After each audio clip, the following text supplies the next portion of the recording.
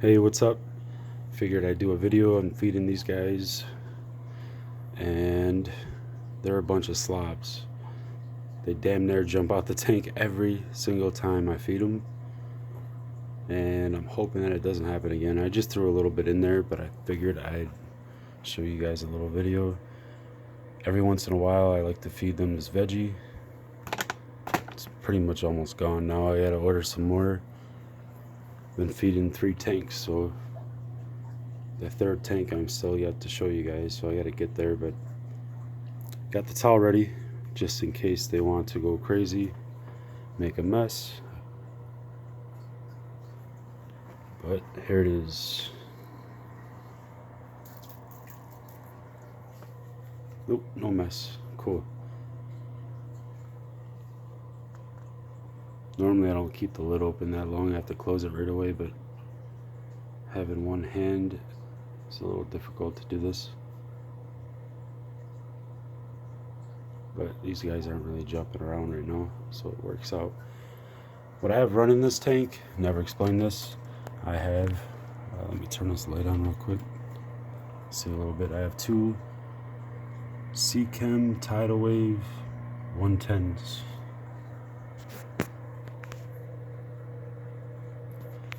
These filters are pretty good. They're very easy to maintain.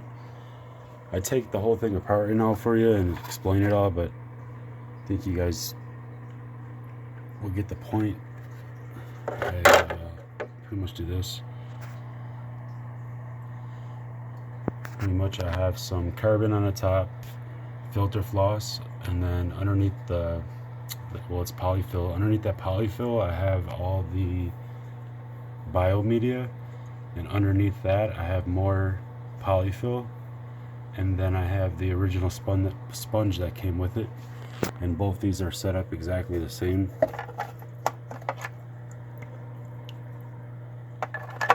Seems to be doing a pretty good job. I can't say I really clean. Hold on, let me close this. Sorry, I can't say I really clean these out too much. By cleaning, all I really have to do is change that polyfill out, and I clean the bottom sponge out, I guess. Just rinse it out. That's about it. It's a really fast process, which makes these worth it. They're very convenient, but I can tell you, when you get a lot of buildup, I get the smell down here in my basement from it. So I'm cleaning every other week, which could be too much. I'm not sure. It seems to be doing pretty good with that though. That polyfill loads up pretty fast. So technically it's like cleaning each one of them every 2 weeks. Right now the glass is pretty filthy. I didn't want to go too crazy with cleaning every little thing in this tank, because simply, if I do that after moving these guys around so much and changing so much of the water out, I run the risk of having some losses and some spikes. So I just let it go for now. Next week I'll probably do 1 filter and the glass.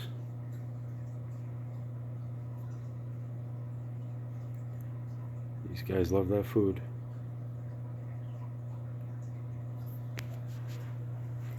I also have a Eheim 250 watt heater running in here. I know it's pretty much overkill for 75 gallon, but that's how I like it. I took your guys' recommendation, and a couple of you guys mentioned just keep the light off, so I've been keeping this light off in hopes that the fish's colors will come back. You guys can see that little guy in there. That's the Eastern Happy. Can't believe he's still putting up a fight with these guys.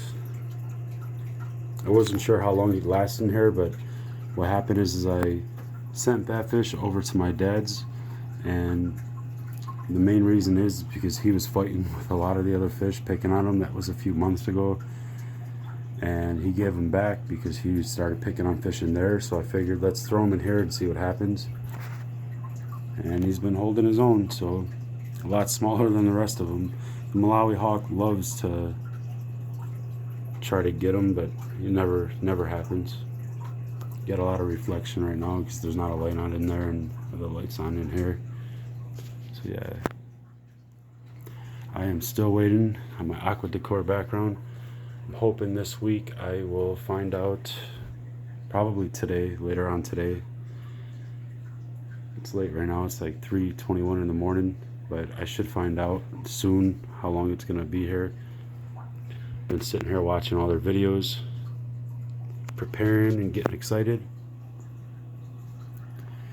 So as far as filtration for this, I'm still unsure. I have that FX5 filter underneath this tank, and what I'm thinking is I will probably just take one of these FX6s off here for now, so I don't have the expense of buying another filter, because I think one FX6 filter will be fine on this 125 for just the juveniles for now, and eventually I can invest in either another FX6, or most likely I'll get an FX4, and I want to try to get a third FX6 for this one, but we'll see what happens. It would have been a lot easier to do a sump, but I don't really trust myself drilling holes in this tank right now, or ever for that matter. I'd have to really have trust in somebody and have them do it, and I don't see that happening. But these guys are all doing great. Been updating you guys pretty often, but like I said, I'm getting excited about this. It's gonna be cool to look back.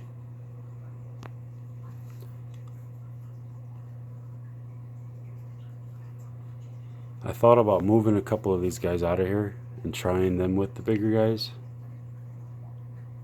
like the living stone eye right there. I already have one in the 125, but he's getting pretty big. I mean, not huge, but he's still bigger than the rest of these guys. The eye biter I thought about trying, but I'm not sure if I want to do that quite yet. He's a little, I mean, he's bigger, but I mean, all the eye biters seem a little on the slim side, so even though he's longer than these guys, I'm not sure if he would still be ready for that.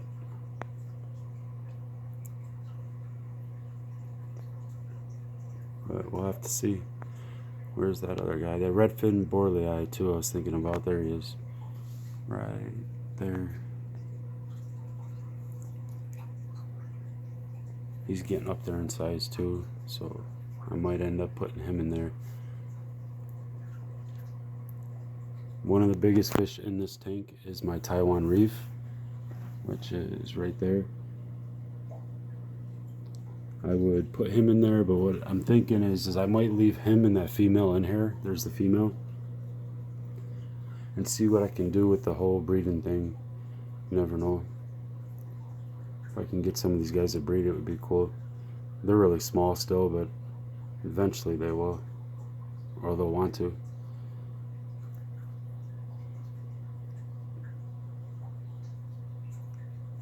It's not really a fish I intended on breeding, but it was one that I ran into and got a pretty good deal on the pair. This guy is still going crazy. Look at him. But he's going strong. Like I said, he eats, he swims around, he does his thing. I've had people ask me if maybe it's, what is it? I